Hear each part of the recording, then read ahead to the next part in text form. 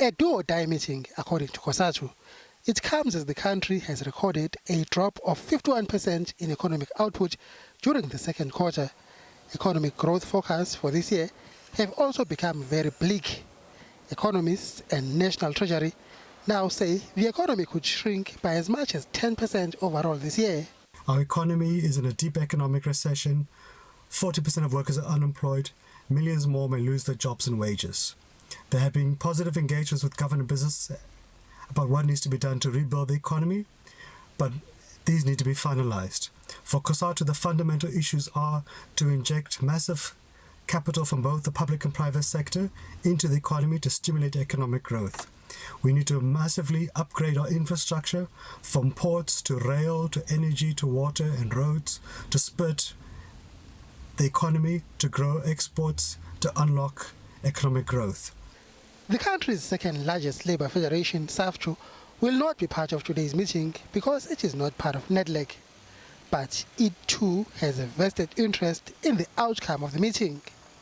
FEDUSA has described documents to be discussed at the meeting as extremely sensitive. For COSATU, implementation of what is going to be agreed on is key. Whilst we may have significant convergence between government, business and labour on what needs to be done to grow the economy, to save jobs, to rebuild South Africa, that will remain a plan unless government and business show the political will to tackle it and to implement it. Papers are fantastic, but we need to make sure there is decisive action to realise these dreams. Details of the agreement will likely be announced by the President when he addresses the nation in the next few days. Bongene Mucho, SABC News, Johannesburg. Let's talk now to Sandile Zungu, President of the Black Business Council, as we unpack this a little bit more. Sandile, it's a good afternoon to you. Thank you so much for the time. Really appreciate it. Always good chatting to you. We've had enough plans. The country has embarked on so many plans, stretching right through from the RDP plan, which is still going on today in perhaps worsening form. We've had the 14 confidence-boosting measures by Finance Minister Malusi Gigaba at the time. We've had so many. It is getting exhausting. Can we finally have the political will to now do something? Thank you for having me here, Arabile.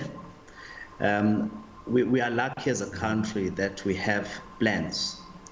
Some economies just don't have plans. They bumble along from one disaster to another. What we need to do, of course, is to implement the plans that we have agreed on, is to do so with a single-minded determination and to do it with speed, and to have our eyes focused on the results. In the short term, we clearly have to build the confidence of the consumer to spend the money.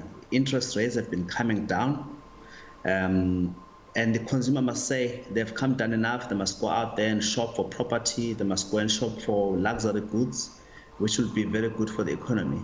We need to build the confidence of the investor who must say, I want to invest money into new capacity, industrial capacity, which will grow our economy and put us on a trajectory. And as well as the public wants to know that there's good cooperation between or among social partners, and that labor is playing its part, the business is playing its part, and that they live in a country they want to be it. That's what we need to do in the short term, and I think we're poised for that. In the long term, we've got to put this economy on a trajectory for accelerated growth in a manner that is inclusive and transformative. I think it can be done. It will be done. Mr. Zungu, at this point, though, you did make note very early on that we are lucky enough to have a plan, and you're quite correct in that. But in having that plan, it also means we have something to measure our failures against. And one can prudently say we failed on many accounts with regards to the plans that we've put together. Nonetheless, even the NDP, for an example. Why have we failed so badly when it comes to these plans?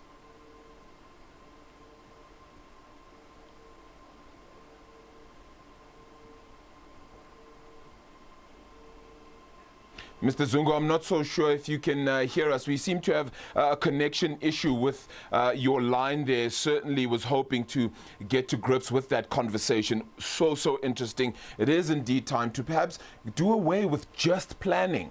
And I suppose that is the frustration, that even though we do have those plans, it's just this, the frustration perhaps with not having them actually implemented, which seems to be the big flaw. We'll hopefully try and catch up with Mr. Zungu as well later on in the program.